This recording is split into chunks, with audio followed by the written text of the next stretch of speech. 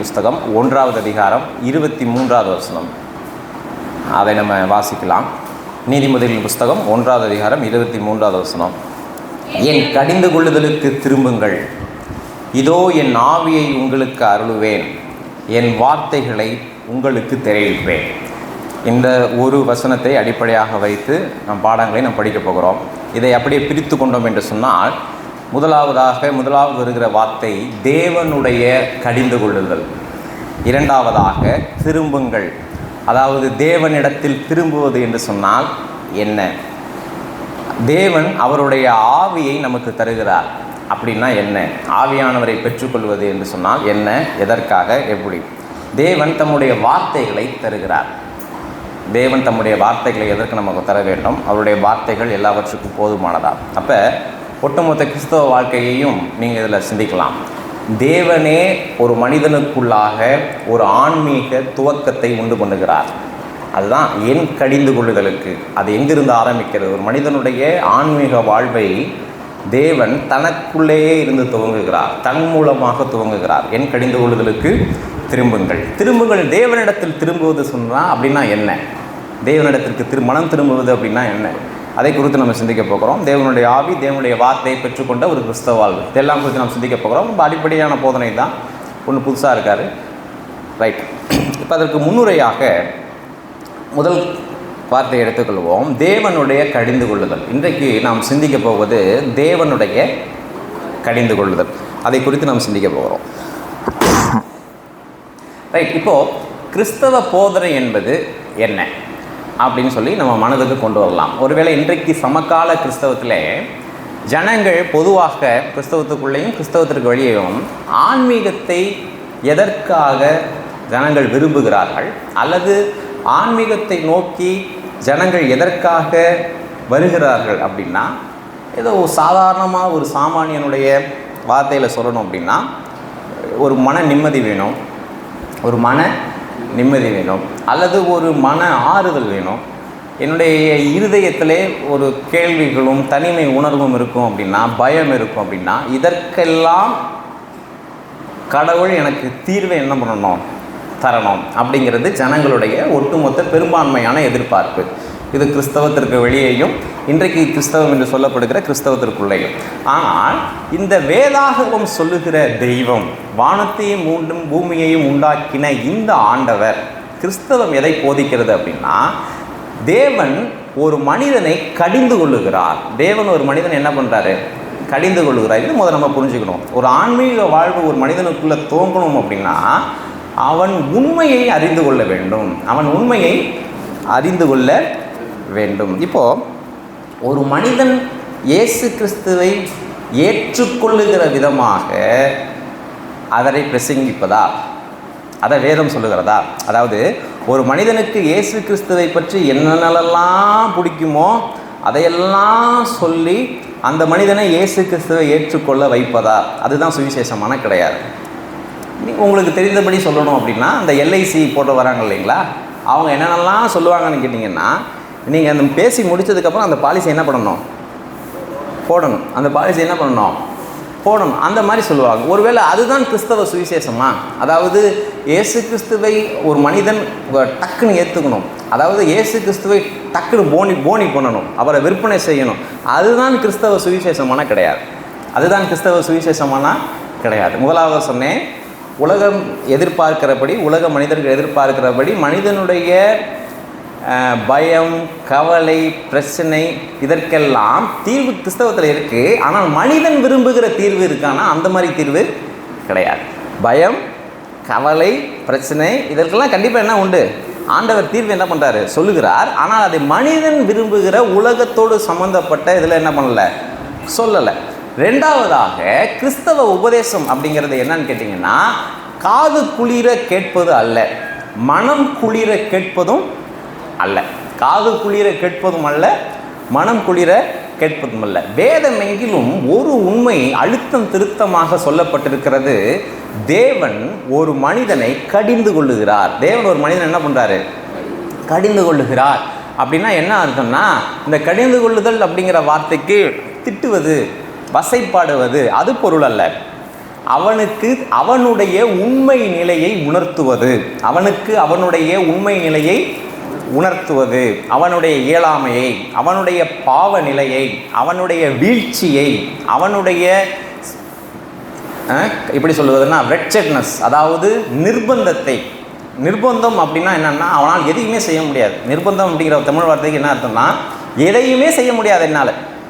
அப்போது தேவன் என்ன பண்ணுகிறார், ஒரு மனிதனோடு இடைப்படும் பொழுது, தனி மனிதனாக இருக்கட்டும், சமுதாயமாக இருக்கட்டும், உலகமாக இருக்கட்டும், கிறிஸ்தவ பிரசங்கத்தின் மூலமாக, கிறிஸ்தவ செய்தியின் மூலமாக, வேதாகமத்தின் ஆண்டவர், வேதாகமம் சொல்லுகிற ஆண்டவர் ஒரு மனிதனோடு கடிந்து கொள்ளுதலின் மூலமாக தான் என்ன பண்ணுறாரு, இடைப்படுகிறார். இப்போ இந்த கடிந்து கொள்ளுதலையும் எப்படி ஜனங்க புரிஞ்சுக்கிறாங்க அப்படின்னா, பாஸ்டர் திட்டுறாரு அப்படிங்கிற மாதிரி புரிஞ்சுக்கிறாங்க. அப்படி கிடையாது, அப்படி கிடையாது. கவனிங்க, உங்களுக்கு உதாரணம் ரொம்ப ஆரம்பமாக இருக்கிறனால அறிமுகமாக சொல்கிறேன். அப்போஸ்தலர் நடவடிக்கை புஸ்தகம் வாங்க. புதிய ஏற்பாட்டிலே சபை துவங்கும் பொழுது சபைக்கு பிரசங்கிக்கப்பட்ட முதல் தேவ செய்தி, again I repeat, சபை ஆரம்பமாவதற்கு முன்பாக சபையிலே செய்யப்பட்ட முதல் பிரசங்கம். இந்த பிரசங்கத்திற்கு பிற்பாடு தான் அதை ஏற்றுக்கொண்டு விசுவாசிகள் கூடுகிறார்கள். அந்த விசுவாச கூடுகைக்கு பேர் தான் யார், சபைன்னு வச்சாங்க. ரைட்டா? அப்போஸ்தலர் புஸ்தகம் 2வது அதிகாரம் 37வது வசனம். இதை அவர்கள் கேட்ட பொழுது, எதை? பேதுரு எழுந்திருச்சு பிரசங்கிக்கிறார். முதல் பிரசங்கத்தை அவர் என்ன பண்ணுறாரு, செய்கிறார். முதல் பிரசங்கத்தை அவர் என்ன பண்ணுறாரு, செய்கிறார். இதை அவர்கள் கேட்ட பொழுது இதயத்திலே குத்தப்பட்டவர்கள் ஆகி. இது பரிசுத்த ஆவியானவருடைய செயல். பேதுரு அவங்கள திட்டலை. நீங்கள் என்ன சொல்கிறாங்க, சும்மா பாவி பாவி பாவிங்கிறீங்களே, எங்களுக்கு கேட்கவே அது எப்படி இருக்குது, நல்லா இல்லை அப்படின்னா, அப்படி கிடையாது. அது ஒரு மனிதனுடைய தனிப்பட்ட அபிப்பிராயம் இல்லை, ஒரு மனிதனுடைய தனிப்பட்ட அபிப்பிராயம் இல்லை. தனிப்பட்ட அபிப்பிராயங்களுக்கு கிறிஸ்தவத்தின் செய்திக்கு என்ன கிடையாது, சம்பந்தமே கிடையாது. ரோமருக்கு எழுதுகிற நிருபம் 1வது அதிகாரத்தை நீங்கள் வாசிங்கன்னா, தேவனுடைய சுவிசேஷம் அப்படிங்கிற வார்த்தை மறுபடியும் வரும். இது யாருடைய சுவிசேஷம்? தேவனுடைய சுவிசேஷம். இந்த உலகம் இப்படி கெட்டு போயிருக்கிறதே, இந்த உலகம் இப்படி அழிந்து கொண்டிருக்கிறார்களே ஜனங்கள், இவர்களை திருத்த வேண்டுமே அப்படின்னு ஏதோ ஒரு அரசாங்கமும் அல்லது நல்ல முதிர்ந்த அறிவுமிக்க மனிதர்களும் சேர்த்து உருவாக்கின கோட்பாடு அல்ல சுவிசேஷம். இது தேவனுடைய சுவிசேஷம். தேவன் மனிதனை உண்டாக்கினார், அந்த மனிதன் வீழ்ச்சி அடைந்தான் அப்படின்னா தேவனை விட்டு பிரிக்கப்பட்டான், மரணத்திற்குள்ளாக இருக்கிறான்.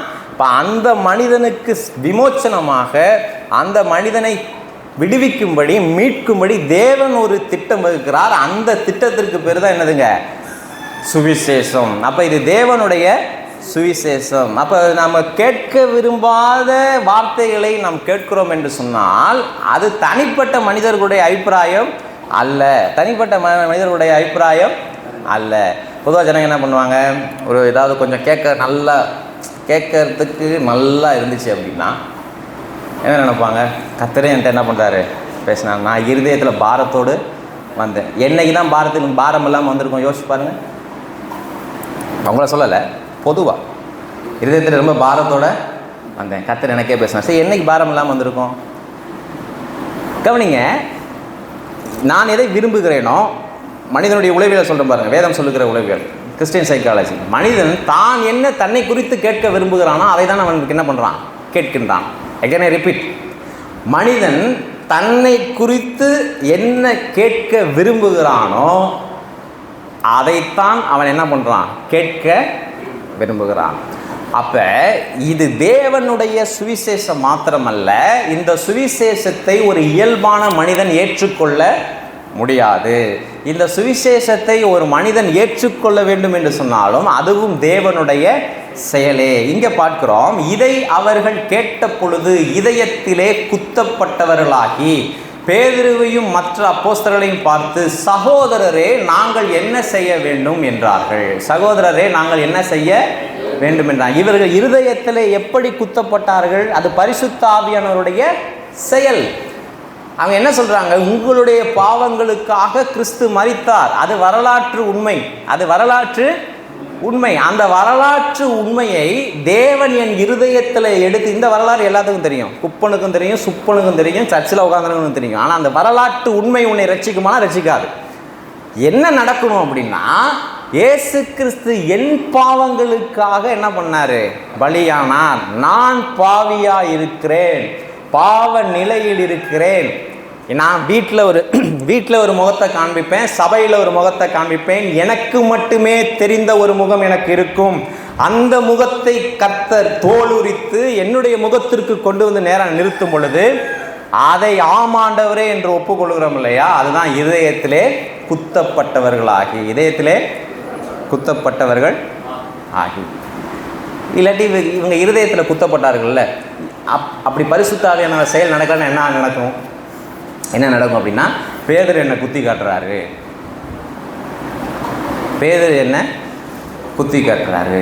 அப்போஸ்தலர்கள் என்ன பண்ணுறாங்க, என்ன குத்தி காட்டுறாங்க.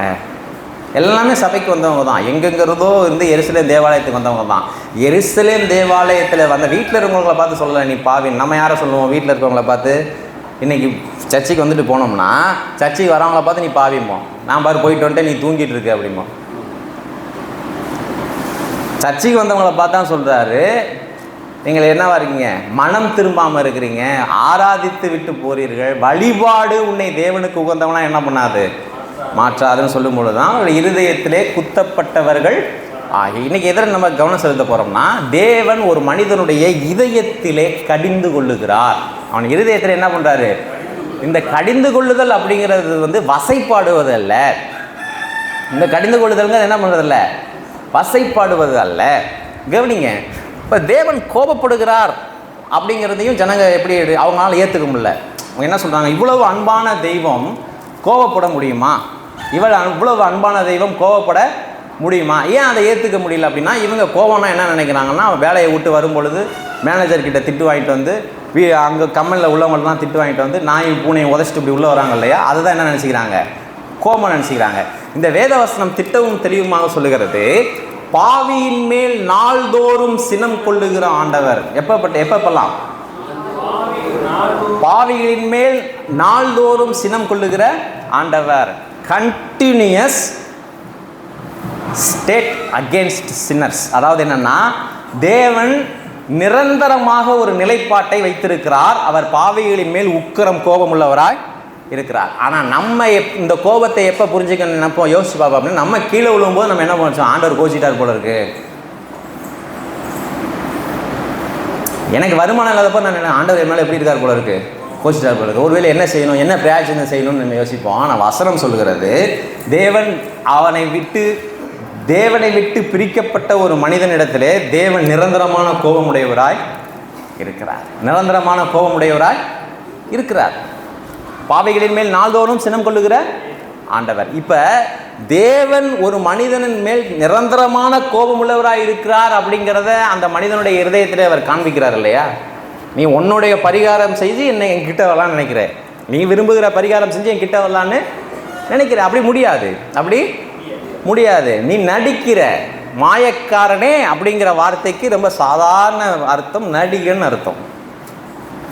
கிரேக்க நாடகங்களிலே முகப்பூச்சி பூசிக்கொண்டு முகமூடி போட்டுக்கொண்டு நடிக்கிறவர்களுக்கு என்ன வார்த்தை கொடுத்து ஜனங்கள் அழைத்தார்களோ அந்த வார்த்தையை எடுத்து தான் எங்கே பண்ணுறாங்க? பைபிளில் பயன்படுத்துகிறாங்க. அப்போ அந்த இதை அவர்கள் கேட்ட பொழுது இதயத்திலே குத்தப்பட்டவர்களாகி பேதுருவையும் மற்ற அப்போஸ்தலரையும் பார்த்து, சகோதரரே, நாங்கள் என்ன பண்ணணும், என்ன செய்யணும், அடுத்து என்ன செய்யணும்?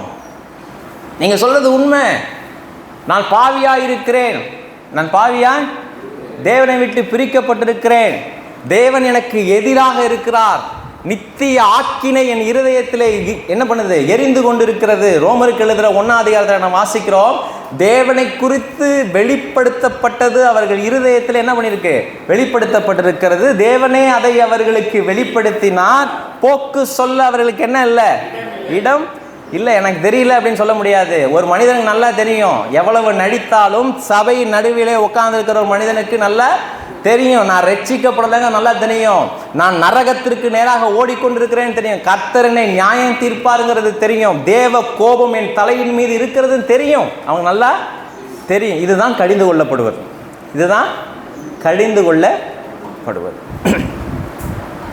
இந்த கடிந்து கொள்ளுதல், இதற்கு நம்ம சரியான மாறுதரம் சொல்லும் பொழுது நம்ம ஆசீர்வதிக்கப்படுகிறோம். இந்த கடிந்து கொள்ளுதலுக்கு சரியான மாறுதரம் சொல்லும் பொழுது நம்ம என்ன பண்ணுறோம்?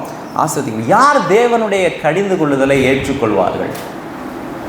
அதை நம்ம விவரமாக சிந்திக்க போகிறோம். இன்றைக்கி ரொம்ப மேலோட்டமாக அடிப்படமாக நான் உங்களுக்கு இன்றைக்கி வலியுறுத்த போவது என்னென்னா, கிறிஸ்தவ செய்தி என்பது தேவன் கடிந்து கொள்ளுகிற செய்தி.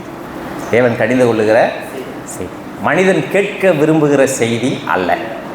மனிதன் ஏற்றுக்கொள்ளுகிற விதமாய் பேசுகிற செய்தி அல்ல. தேவன் கடிந்து கொள்ளுகிற செய்தி. ரைட்.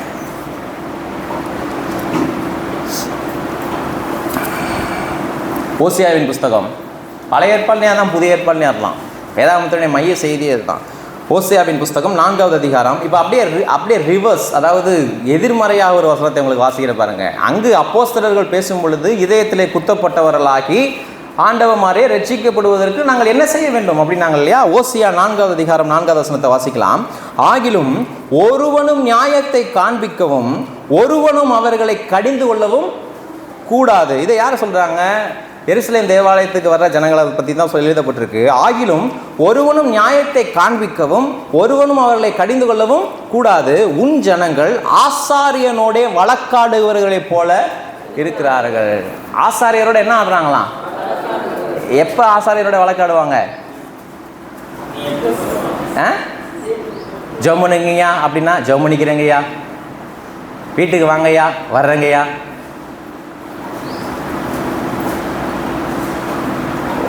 இது வரைக்கும் பிரச்சனையே கிடையாது. நியாயத்தை காண்பித்து அவர்களை கடிந்து கொள்ளும் பொழுது ஜனங்களோட என்ன பண்ண ஆரம்பிச்சிடுறாங்க? அவங்க என்ன பண்ணுறாங்க? வழக்காட ஆரம்பிச்சிடுறாங்க. கவனிங்க, அதான் சொல்கிறேன். சத்தியம் இதுதான்ப்பா. அந்த நியாயத்தை காண்பித்து நீ இப்படி இருக்க,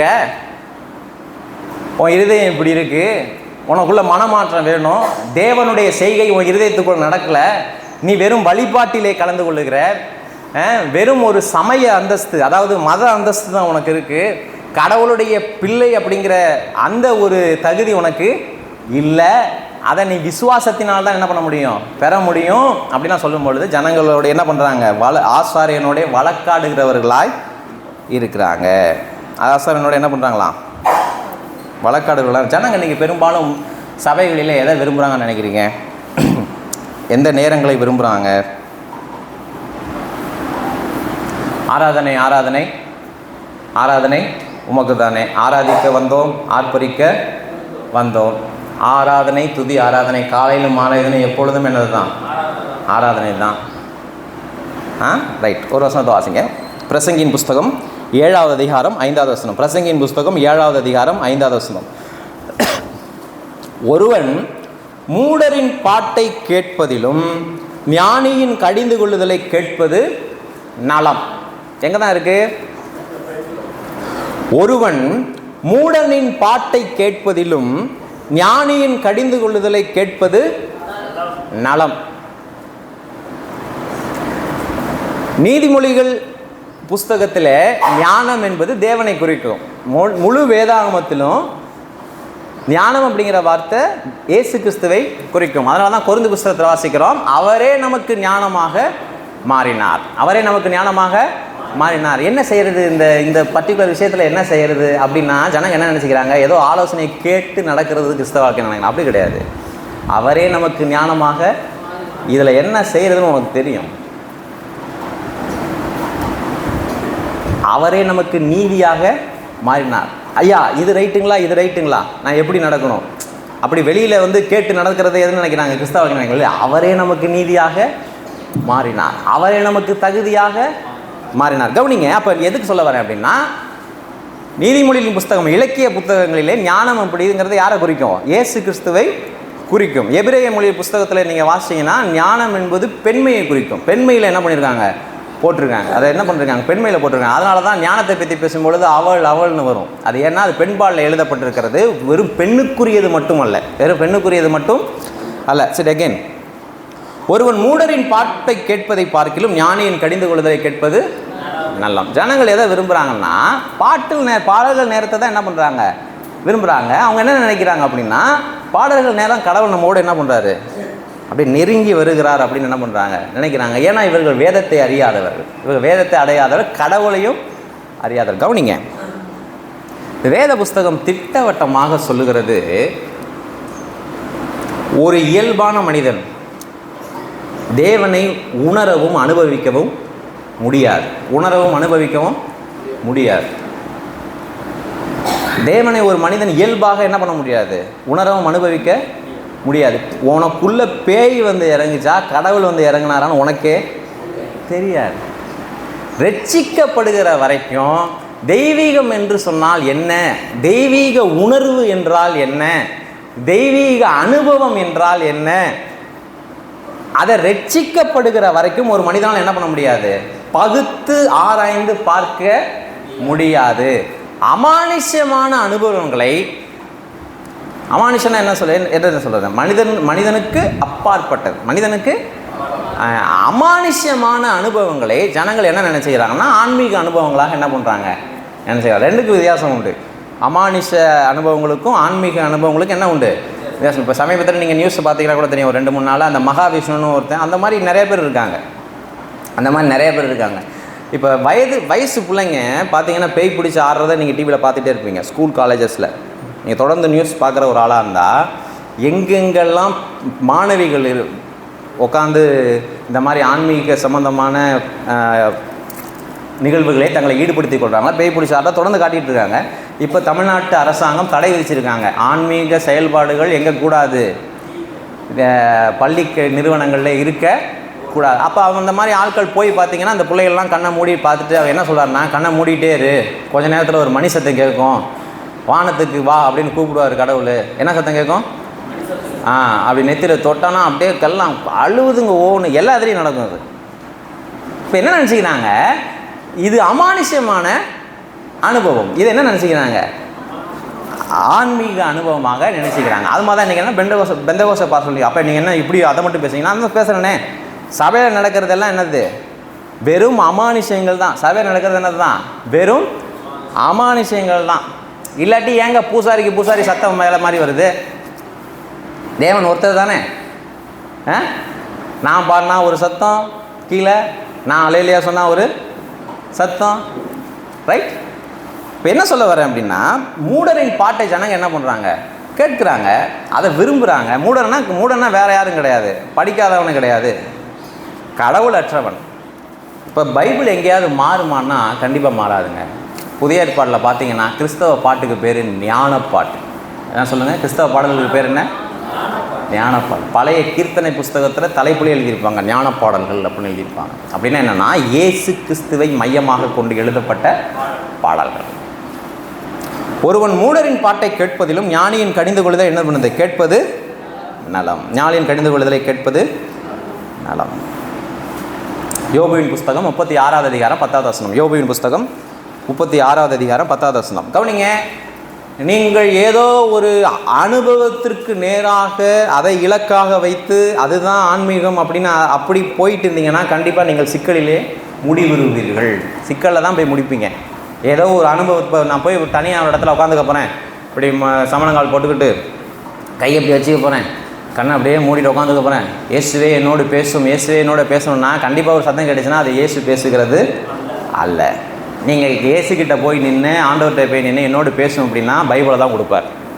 இந்த பாதை எடுத்துகிட்டு போய் என்ன பண்ணு, நல்லா படி. இல்லை அப்படி ஜெபம் பண்ணிட்டு இருந்தீங்கன்னா யாராவது கொண்டு வந்து பைபிளை கொடுப்பாங்க, இந்தாங்க நான் பைபிளை நல்லா என்ன பண்ணுங்கள் படிங்க. இல்லை பைபிளை பிரசங்கிக்கிற இடத்திற்கு கர்த்தர் உங்களை என்ன பண்ணுவார், அழைத்து கொண்டு போவார். இதுதான் நடக்குமே ஒழிய காது உள்ள வந்து என்ன பண்ண மாட்டார், இயேசு பேச மாட்டார். அப்படி பேசினார்னால ஒரு சத்தம் கேட்கும், பைபிளை விரித்து படி. பைபிளை விரித்து எண்ணுக்கடங்காத சாட்சிகளை கேட்கிறேன், அதில் சிலவற்றை நம்புகிறேன். கிதியோன் சொல்லுவாங்க, நான் தற்கொலைக்கு நேராக ஓடிட்டு இருந்தேன், கடவுளே எந்த கடவுளே, எல்லா கடவுளும் என்ன கை விட்டியா, என் மேலே உனக்கு அக்கறையே இல்லையா, கடைசி அந்த விஷத்தை குடிக்கிறதுக்கு முன்னாடி என்கிட்ட பேச மாட்டியா அப்படிங்கும் பொழுது ஒரு சத்தம் கேட்டுச்சு, அன்னைக்கு பைபிள் கொடுத்தாங்கல்ல அதை கொண்டு வந்து பரணி மேலே போட்டு வச்சு, இல்லை கிறிஸ்தவர்களுடைய சாமி புஸ்தகம்னு அதை எடுத்து படி அப்படின்னு ஒரு சத்தம் கேட்டுச்சு அப்படிங்கிறாங்க. நான் அதை நம்புகிறேன். அப்படிப்பட்ட சத்தங்களை என்ன பண்ணுறேன், நம்புகிறேன். ஜான் வெஸ்லி அப்படின்னு வரலாற்றை புரட்டின ஒரு ஊழியக்காரர், கடவுளால் மிகவும் பயன்படுத்தப்பட்டவர். அவர் வேதாகம கல்லூரிக்கு சேர்ந்தும் அவருக்குள்ள அந்த பாவ விடுதலை இல்லை. பாவ விடுதலைன்னா ஜனங்க என்ன நினைச்சுக்கிறாங்க, ஒரு குறிப்பிட்ட பாவ பழக்கத்திலிருந்து வெளியேறுவதுன்னு நினச்சிக்கிறாங்க. ஒரு குறிப்பிட்ட பாவ பழக்கத்திலிருந்து, அதுவும் பாவ பழக்கத்திலிருந்து விடுதலை. ஆனால் உள்ளுக்குள்ளே இருக்கிற பாவ நிலைக்கு பரிகாரம் என்ன? பாவ நிலைக்கு பரிகாரம் இல்லை. அப்படி அந்த பாவத்தின் அந்த கோர முகத்தை ஒரு உணர்ந்ததுனால என்னங்க நீங்கள், அதாவது என்னன்னா, ஒரு மகன் அவன் கேட்குறான், என்னப்பா எப்போ பார்த்தாலும் பாவம் பாவம்னு பேசிக்கிட்டு இருக்க, சர்ச்சைக்கு போனாலும் அதே பேசுகிறாங்க, எனக்கு அப்படி ஒன்றும் ஃபீல் ஆகலையே, நான் பாவிங்கிறது நான் என்ன பண்ணல, ஃபீல் ஆகலையே. விறுவிறுன்னு அவரை கூட்டிகிட்டு கடல் கரைக்கு போனாலாம். கடல் கரைக்கு கூப்பிட்டு போய் உள்ள கடலில் தள்ளி நீச்சல் ஆட்டுறான்னாலாம். நல்லா நீந்தி ரொம்ப உன்னால் எவ்வளோ ஆழத்துக்கு முடியுமோ அவ்வளோ ஆழத்துக்கு போகணும். அவன் போய் ஆழத்துக்கு போயிட்டு கொஞ்ச நேரம் கழித்து வெளியே வந்தான். எப்பா உன் தலையில் இருக்கிற வெயிட்டை உன்னால் உணர முடிஞ்சா அப்படின்னா, என்ன வெயிட்டு அப்படின்னாலாம், இல்லைப்பா நீ உள்ளே போகும்போது இந்த சமுத்திரமே உன் தலைக்கு மேலே தான் இருந்துச்சு, அந்த வெயிட் ஒன்று இல்லை ஜாலியாக இருந்துச்சுப்பா, எவ்வளோ ஆழமாக போனோன்னா அந்த அளவுக்கு எப்படி இருந்துச்சு, ஜாலியாக இருந்துச்சு. வெளியே வந்தோடனே ஒரு 2 கேலன் தண்ணியை தூக்கி கையில் வச்சாரான். அதே சமுத்திரத்தின் தண்ணி பொத்துன்னு கீழே போட்டான் வெயிட் தாங்க. அப்போ சமுத்திரத்துக்குள்ளே இருக்கிற வரைக்கும் சமுத்திரமே உன் தலை மேலே இருந்தாலும் உனக்கு என்ன தெரியாது, அதை உணர. சமுத்திரத்தை வெளியே வந்தோடனே அதே சமுத்திர தண்ணி 2 கேலன் அவன் கையில் என்ன பண்ண முடியாது தர. பாவத்தில் இருக்கிற மனிதன் தன் பாவி என்பதை என்ன பண்ண முடியாது, உணர முடியாது. அது தேவ செயல், தேவ செயல். என்னடா என்னமே பேசிட்டேன், அவங்க அதே வேலை. கிறிஸ்தவ பசங்க என்ன வேலை, அது வேலை. எனக்கு என்ன வேலை, வாரம் வந்து கேட்டுட்டு போகிறது தான் எனக்கு வேலை. அது பார்த்துக்குவோம், நம்ம என்ன பண்ணிக்குவோம், அது பார்த்துக்குவோம். அவங்க வேலையை செய்கிறாங்க, நம்ம என்ன பண்ணுவோம், நம்ம வேலையை செய்வோம். அப்படி ஜான் வெஸ்லி வந்து வேதாகம கல்லூரி சேர்ந்து எவ்வளோ கூட்டங்களுக்கு போய் இவளுக்கு பாவத்துக்கு என்ன கிடையாது, விடுதலை இல்லை. ஜனங்கள்கிட்ட சொல்லுங்கள், சுவிசேஷம் சொல்லுங்கள். அவங்க என்ன சொல்கிறாங்கன்னா புரியல அப்படிங்கிறாங்க. இது புரிய மாட்டேங்குதுங்க. வருகைக்கு ஆயத்தப்படுங்கள் அப்படின்னு அது புரியுது. எப்படி ஆயத்தமாவீங்க அதை கேளுங்க. வருகைக்கு ஆயத்தம் எப்படி ஆகிறது? அது சொல்கிறாரு, என்ன சொல்கிறாருன்னா, கடன் வாங்காமல் இருங்க. கடன் வாங்காமல் இருந்தீங்கன்னா உங்களை கூப்பிட்டு போயிடுவாங்க. கடன் வாங்கினீங்கன்னா பேங்க்காரன் கூப்பிட்டு போயிடுவான். கடன் வாங்காமல் இருந்தீங்கன்னா யார் கூப்பிட்டு போயிடுவா? அப்படியே சொல்கிறான் அவன். வருகைக்கு ஆயத்தமாவது எப்படி ஆயத்தமாக சொல், வருகைக்கு எப்படி ஆயத்தமாக?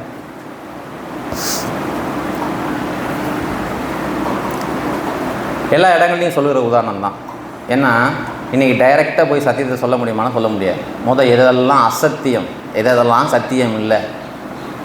ஆளுக்கு ஒரு ஃபேன்ஸ், ஒவ்வொரு ஃபேன் பேஸ், அதாவது ஒவ்வொரு நடிகர்களுக்கும் ஒரு கூட்டம் இருக்கும் இல்லையா, அது மாதிரி ஒரு ஊழியக்காரனுக்கு என்ன இருக்குது, அவன் கேட்குற கேள்வி வச்சு தெரிஞ்சுக்கலாம் இது யாருடைய ஆள் அப்படின்னு.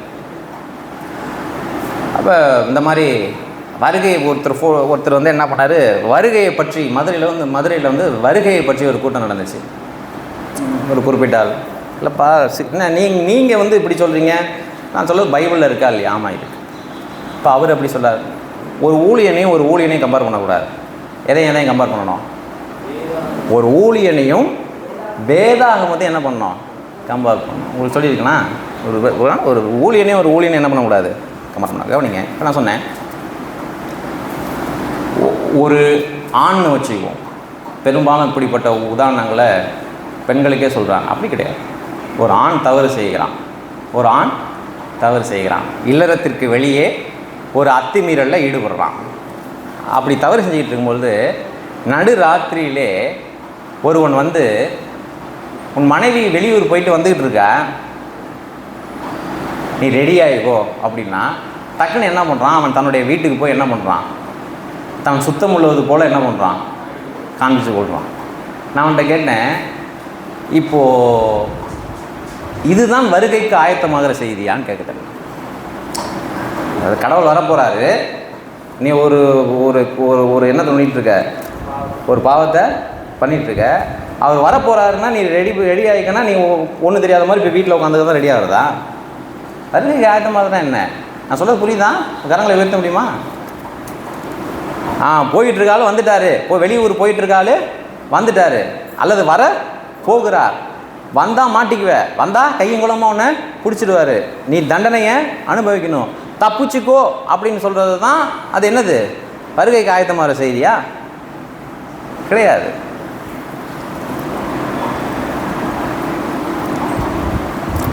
யோபின் புஸ்தகம் 36வது அதிகாரம் 10வது வசனம். எப்படி பரவாயில்ல போக போகிறீங்க? யோசிச்சு பாருங்கள். எப்படி பரவாயில்ல போக போகிறீங்க? யோசிச்சு பார்க்கணும். இன்றைக்கி வந்தால் கர்த்தர் போவியானா? சரி, இன்றைக்கி வர இன்றைக்கி வந்தால் அடுத்த வருஷம் நான் என்ன சொல்கிறேன், நான் இப்படி கேட்குறேன், அடுத்த வருஷம் வருவாருங்க, போவீங்களா? நான் என்ன சொல்கிறேன், இன்றைக்கி வந்தால் போவியா? நீ ஆயத்தமாக இருப்பாரு. சரி, இன்றைக்கி வேணாங்க, இன்னும் 10 வருஷம் கழிச்சு வந்தாலும் போவீங்களா நீங்கள்? இல்லை வாழ்ந்தே முடிச்சிட்டோம், போவோமா? எந்த அடிப்படையில் போவோம்? நம்முடைய உணர்வுகளின் அடிப்படையில் சொல்லக்கூடாது. நம்முடைய உணர்வுகளின் அடிப்படையில் சொல்லக்கூடாது. நம்முடைய நம்பிக்கையின் அடிப்படையிலையும் சொல்லக்கூடாது. நான் போவேன்னு நினைக்கிறேன், நான் போகிறேன்னு மூட நம்பிக்கை அப்படிங்கிறது எந்த வித அடிப்படையும் இல்லாத நம்பிக்கை மூட நம்பிக்கை. நான் போவேங்க, நீங்கள் என்ன வேணால் சொல்லுங்கள் பிரதர், நான் போவேன், நான் விசுவாசிக்கிறேன், கர்த்தர் என்னை கைவிட மாட்டார். சரி, விசுவாசிக்கிறீங்களா? அந்த விசுவாசத்துக்கு என்ன அடிப்படை? அந்த விசுவாசத்துக்கு என்ன அடிப்படை? கிறிஸ்தவ விசுவாசத்திற்கு இந்த வேதமே அடிப்படை. இந்த வேதம் அடிப்படையாக இல்லாமல் ஒரு நம்பிக்கை இருக்கும் என்று சொன்னால் அது கிறிஸ்தவத்திற்குள்ள கடவுளின் பெயரால் இருந்தாலும் அது என்னது தான்? மூட நம்பிக்கை தான். அது என்னது? மூட நம்பிக்கை தான். கவனிங்க, யோபின் புஸ்தகம் 36வது அதிகாரம் 10வது வசனம். அக்கிரமத்தை விட்டு திரும்பும்படி அவர்கள் செவியை திறந்து கடிந்து கொள்ளுகிறார். அக்கிரமத்தை விட்டு திரும்பும்படி அவர்கள் செவியை திறந்து என்ன பண்றாராம்? அப்படின்னா என்ன அர்த்தம்? Close encounter. எனக்கு புரியலன்னு சொல்ல முடியாது. செவியை திறந்து கடிந்து கொள்ளுகிறார். எனக்கு புரியல, எனக்கு தெரியல, நீங்கள் என்ன சொல்ல வரீங்க, நீங்கள் நடிக்கிறீங்க, என்ன சொல்ல வரீங்க நல்லா உங்களுக்கு தெரியும். உங்களால் ஏற்றுக்க முடியாமல் வேணா இருக்கணும், உங்களான இல்லை, அப்படி சொல்ல வரல. ஏற்றுக்க முடியாமல் இருக்கலாம். நல்லா யோசிச்சு பாருங்க, நல்லா தெரியும், நல்லா தெரியும். நான் ஆண்டவரோடு இல்லை, அவர் என்னோட இல்லை, ஒரு மனசாந்திக்காக இப்படி வர்றேன். அந்த உறவிலே எனக்கு என்ன கிடையாது, நிச்சயம் இல்லை.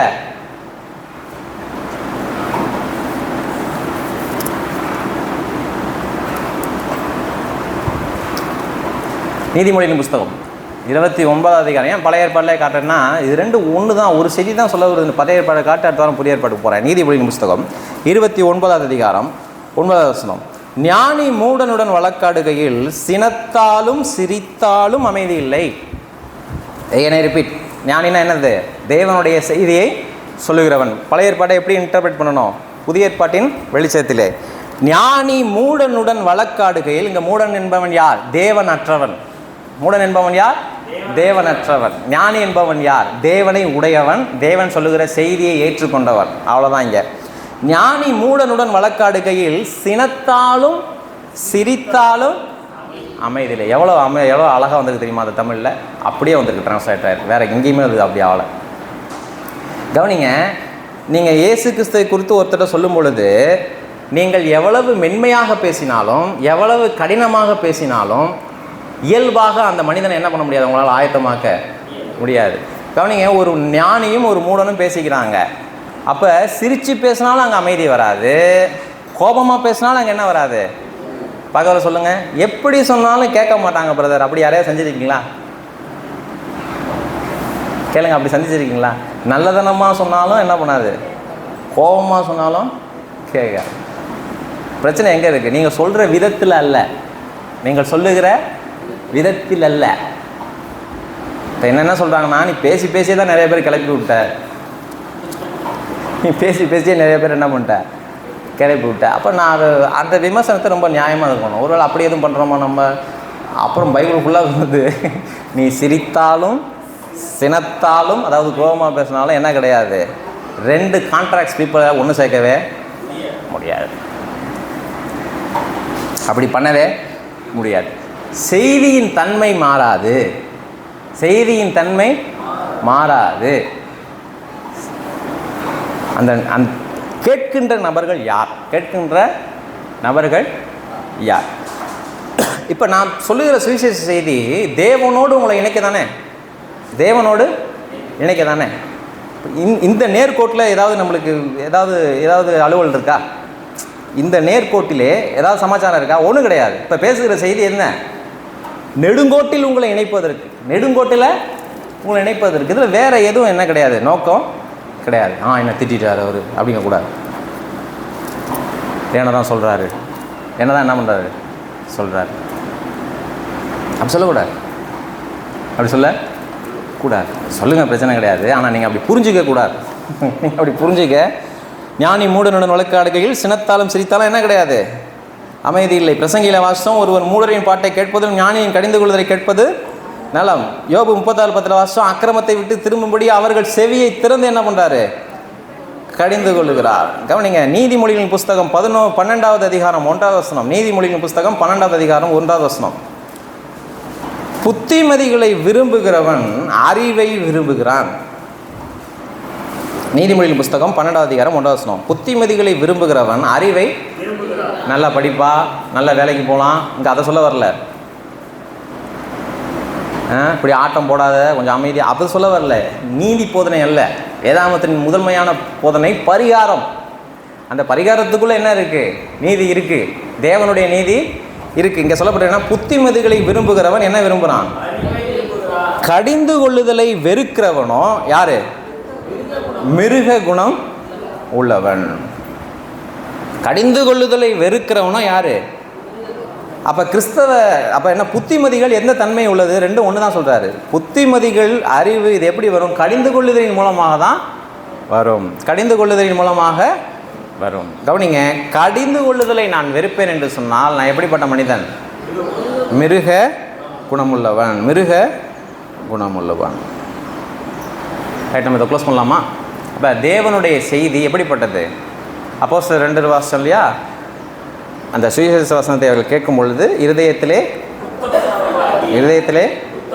சபையினுடைய முதல் பிரசங்கம், இருதயத்தில் குத்தப்பட்டு தான் உள்ளே எத்தனை பேர் வந்தாங்க? இருதயத்தில் குத்தப்பட்டு தான் எத்தனை பேர் வந்தாங்க? 3000 பேர் தான். பாட்டு நல்லா இருக்குங்க, கேட்டுக்கிட்டே இருக்கலாம் போல இருக்குங்க, நான் வந்து சேர்ந்துக்கிறாங்க. அப்படி யாரும் வரல. அப்படி யாரும் என்ன பண்ணல, வரல. ஆண்டவருங்க வந்தால் தான் கடன் பிரச்சனையெல்லாம் தீர்ப்பாருங்கிறாங்க. கடன் பிரச்சனையெல்லாம் கேட்கறதே நல்லா இருக்கும், பிள்ளைங்கள்லாம் நல்லா இருக்குங்க, ஒரு பெரிய சமாதானம், ஆறுதல், மகிழ்ச்சி. சமாதானம், ஆறுதல், மகிழ்ச்சி. டே எங்கேயோ பரலோகமே இறங்கி வந்த மாதிரி இருந்துச்சுங்க, நான் வந்து சேர்ந்துக்கிறேங்க. அப்படி சொல்லலை. இருதயத்திலே குத்தப்பட்டவர். இந்த குத்தப்படுதல் என்னன்னா, அவன் திட்டுறான்னு நினைக்கல, அவங்க என்ன பண்ணுறாங்க, திட்டாங்கல்ல. அப்படி திட்டினாங்கன்னா என்ன கேட்டுக்க மாட்டாங்க, அடுத்து என்ன செய்யணும்னு கேட்க மாட்டாங்க. அவன் என்ன சொல்கிறான், அதுதான் வசனம் நல்லா பதிவு செய்யப்பட்டிருக்கு.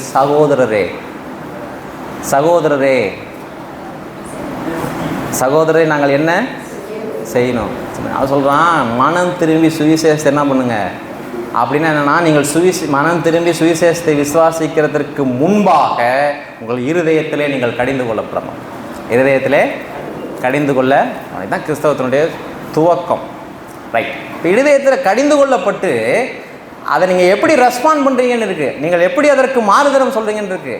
இன்றைக்கி வந்து கடிந்து கொள்ளப்படலாம், அப்புறம் வீட்டுக்கு போனோடனே கொஞ்சம் என்ன ஆயிடலாம், சரியாயிடலாம்.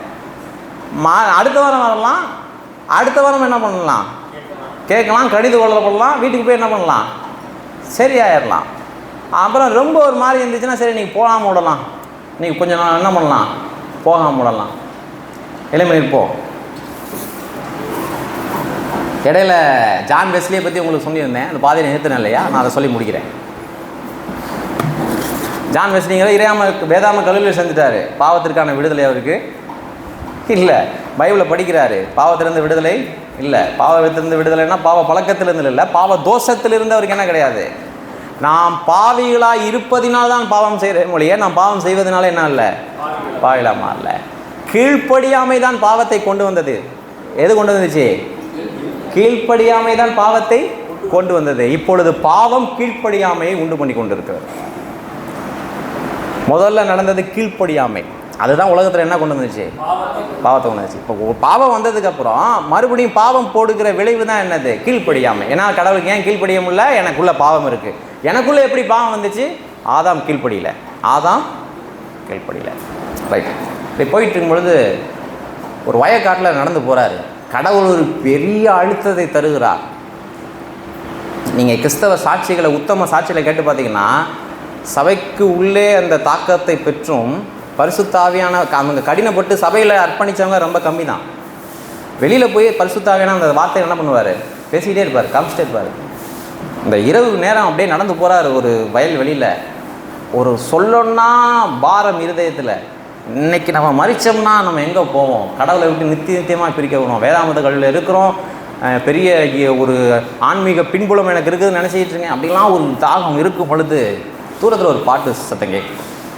அவர்கள் சொல்கிறார், என் கால்கள் தன்னால் அங்கே போச்சு, என் கால்கள் தன்னால் அங்கே போச்சுங்கிறார். அவர் எழுதுகிறார், என் கால்கள் தன்னால் அங்கே போச்சு. ஒரு கும் இருட்டு, அந்த சத்தத்தை நோக்கி நான் என்ன பண்ணேன், எல்லாம் வெளிச்சத்தை நோக்கி போகலை, நான் சத்தத்தை நோக்கி என்ன பண்ணேன், போனேன். ஒரு சின்ன குடிசை வீட்டில் ஒரு 4 பேர் உட்காந்து பாடியிருந்தாங்க. ஒரு மறுபடியும் எனக்குள் இருக்கிற அந்த இருதயத்தில் இருக்கிற உணர்வு, நீ உட்காரு கீழே, நான் தான் உன்னை இங்கே கொண்டு வந்தேன், உன்னை இங்கே வச்சு தான் என்ன பண்ண போகிறேன், ட்ரீட் பண்ண உட்காந்தாங்க. அங்கே ஒரு எளிய மனிதன் சுவிசேஷத்தை பிரசங்கித்தான். ரோமர்கள் நிறுவனத்தில், உன்னால் முடியாது, நீ பாவியாக இருக்கிற, நீ உண்மையை ஒத்துக்கிட்டீங்கன்னா கடவுள் உனக்கு பரிகாரத்தை நீ என்ன பண்ணலாம், ஏற்றுக்கொள்ளலாம், நீ மறுபிறப்பு அடையணும், இல்லாட்டி கடவுளை விட்டு பிரிக்கப்படுவேன், நீ செய்த பாவங்களுக்கு நீயே பரிகாரம் என்ன பண்ண முடியாது, செய்ய முடியாது, நீ விரும்புகிறபடி செய்ய முடியாது, உன்னுடைய வழியிலே செய்ய முடியாது, உலகத்தினால் செய்ய முடியாது, இயேசுவே இரட்சகர், நீ அவரை ஏற்றுக்கொள்ளணும். அவரை ஏற்றுக்கொள்றதுக்கு முன்னாடி எப்படி உனக்கு தாழ்மை வரணும், நீ பாவிங்கதை என்ன பண்ணணும், ஒத்துக்கணும் பொழுது பரிசுத்த ஆவியானவர் செயல்படுகிறார். அவர் மறுபடியும் என்ன பண்ணுறாரு, பிறக்கிறார். மறுபடியும் என்ன பண்ணுறாரு, பிறக்கிறார். தேவனுடைய செயல். தேவனுடைய கண்களை மூடுவோம், ஆண்டவரை நோக்கி பார்ப்போம். நீங்கள் ரட்சிக்கப்பட்டிருக்கீங்களா? உங்களுடைய பதில் என்ன? நீங்கள் ஞானஸ்தானம் எடுத்துறீங்களான்னு கேட்டால் நீங்கள் சொல்லலாம், ஞானஸ்தானம் உங்களை ரட்சிக்காது. ஞானஸ்தானம் அவசியம். ஆனால் ஞானஸ்தானம் நீங்கள் பரலோகத்துக்கு போகிறதுக்கு உதவாது. ரட்சிக்க போடுறீங்களா? கடவுள் உங்களுக்குள் இருக்கிறாரா? தைரியமாக சொல்ல முடியுமா? யோசித்து பார்க்கலாம்.